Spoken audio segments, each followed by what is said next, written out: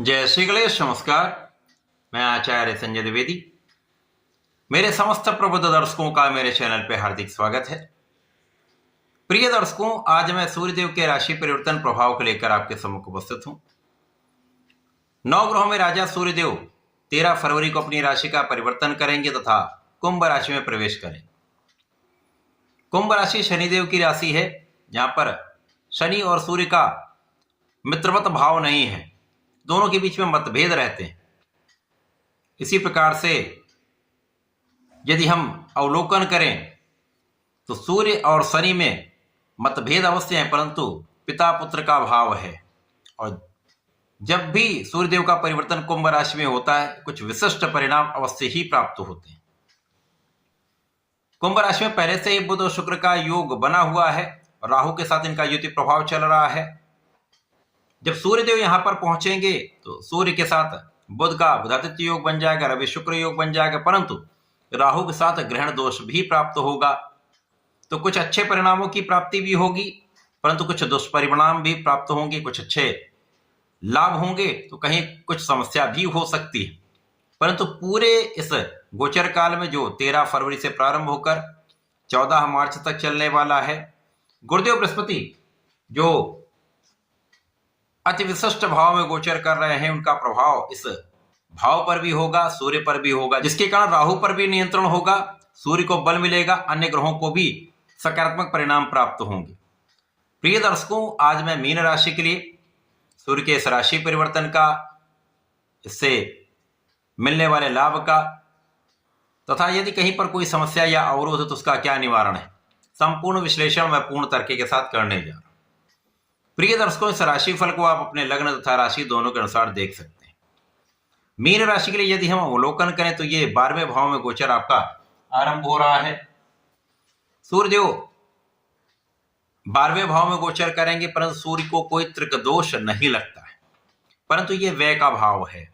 तो जब व्यय के भाव में कोई ग्रह जाता तो उसकी कार्यकत्व में कुछ व्यय हो जाता है। विशेष रूप से जब सूर्यदेव ग्रहण में होंगे तो इनके कार्यकत्व का व्यय होगा। जो इनका कार्यकत्व है आत्मबल का, पिता का, राजतंत्र का, प्रशासन का, प्रशासनिक सेवाओं का, राजनीति का, अनुशासन का,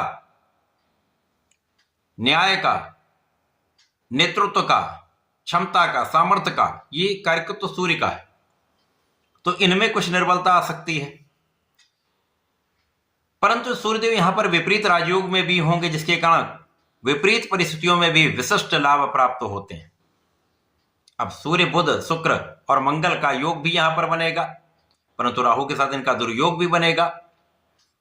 इस समय में जब सूर्य का गोचर 13 फरवरी से आरंभ होकर 10-12 दिन गोचर चलने वाला है, उसके पश्चात ये ग्रहण में आ जाएंगे। उसके पश्चात जब ग्रहण से मुक्त होंगे तो कुछ विशेष स्थितियां यहां पर बनने वाली। इसको 3 भाग में हम समझ सकते हैं। पहले जब ग्रहण नहीं होगा, फिर ग्रहण होगा, उसके पश्चात फिर ग्रहण समाप्त होगा। तो प्रारंभिक समय में बहुत अच्छी स्थिति रहेगी। सूर्य का बल यहां पर आपके व्यय को नियंत्रित करेगा।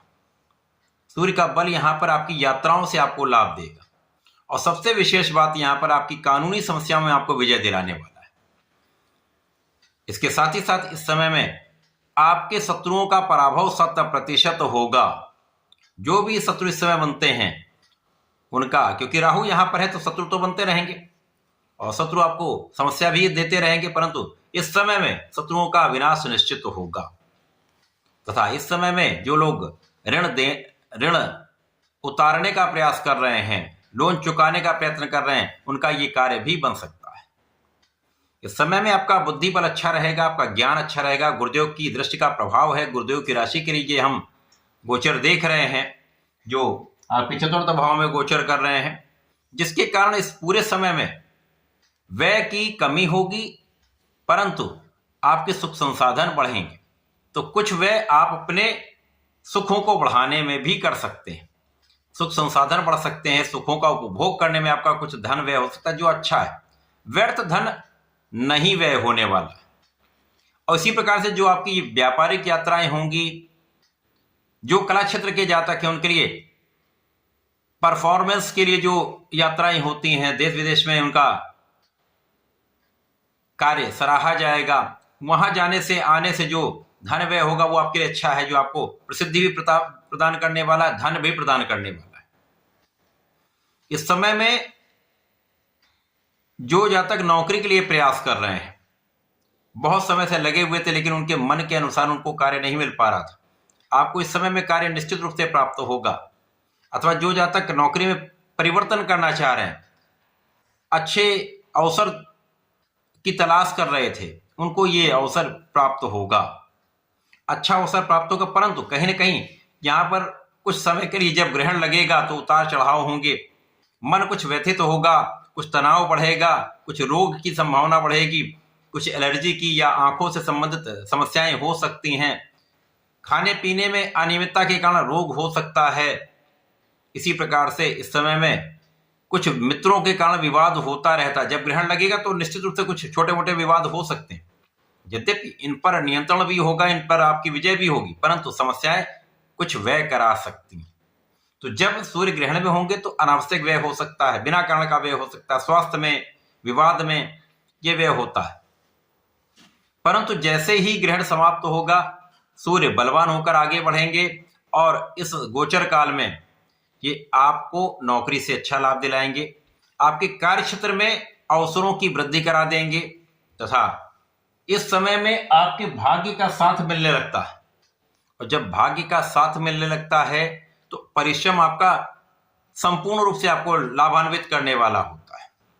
क्योंकि यदि आप सही दिशा में प्रयत्न कर रहे हैं और जब ग्रहण लगा हुआ है तो उसका उतना लाभ नहीं मिल पाता है, आपके बहुत प्रयास के बाद भी आप बहुत अच्छा लाभ नहीं ले पाते। परंतु जब ग्रहण समाप्त होगा तो वही किया हुआ प्रयास आपको अत्यधिक लाभ देता है, अच्छे परिणामों की प्राप्ति कराता है। इसी प्रकार से इस समय में आपका मनोबल अच्छा हो जाएगा, आपके नेतृत्व की क्षमता पहले से अच्छी हो जाएगी।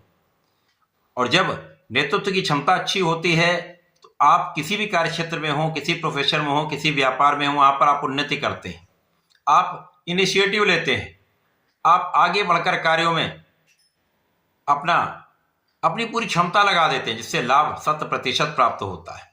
तो कार्य क्षेत्र में प्रगति निश्चित रूप से होगी। अब कार्य क्षेत्र में लोगों का सहयोग मिलता है, उच्चाधिकारियों का साथ मिल जाता है। जो ग्रहण के समय उच्चाधिकारी आपके साथ मतभेद में रहते हैं, ग्रहण के बाद वो आपको सपोर्ट करते हैं, ऐसी स्थिति बनती। पिता का पूर्ण रूप से सहयोग मिलेगा, पिता समान लोगों का साथ मिलता है, उनसे लाभ मिलता है, गुरु का पूर्ण सहयोग मिलता है, उनका आशीर्वाद प्राप्त होता है। इसी प्रकार से इस समय में, इस पूरे समय में पत्नी का या पति का सहयोग बना रहता है, जीवन साथी से लाभ भी मिलता है, उनका सहयोग मिलता है, आपसी प्रेम में वृद्धि होती है। तो सुख वृद्धि का समय है, लाभ वृद्धि का समय है, परंतु कुछ कष्ट भी है, क्योंकि जब ग्रहण का प्रभाव होगा तो स्वास्थ्य समस्याएं कष्ट दे सकती हैं। आपके कार्य क्षेत्र में कुछ ब्लॉकेज आ जाता, कुछ अवरोध आ जाता है, जिसका कहीं ना कहीं समस्या से आप तनाव ले लेते हैं और तनाव के कारण भी स्वास्थ्य आपका प्रभावित होता है। इस समय को उपयुक्त बनाने के लिए, अब चूंकि इस समय 7:30 भी चल रही है तो कहीं ना कहीं स्वास्थ्य समस्याएं वैसे भी हैं, तो इस समय में आपको पहले तो वाणी पर नियंत्रण, क्रोध पर नियंत्रण, अनावश्यक मित्रों से दूरी तथा स्वास्थ्य पर नियंत्रण रखने के लिए अच्छे जीवन शैली को एडॉप्ट करना अत्यंत आवश्यक होगा। अच्छी भोजन शैली को एडॉप्ट करना अत्यंत आवश्यक होगा। फिटनेस पर ध्यान देंगे तो समस्याओं से बचेंगे, कष्टों से बचेंगे। इस पूरे समय में गणपति महाराज की आराधना करें, गणपति स्तोत्रम का पाठ करें, ओम नमो भगवते वासुदेवाय का नित्य 108 बार पाठ करें तथा भगवान भोलेनाथ पर जलार्चन करें। प्रत्येक गुरुवार को नमः शिवाय का 108 बार जप करेंगे। तो ऐसा करके इसका उपयोग करें, लाभ लें। धन्यवाद, नमस्कार।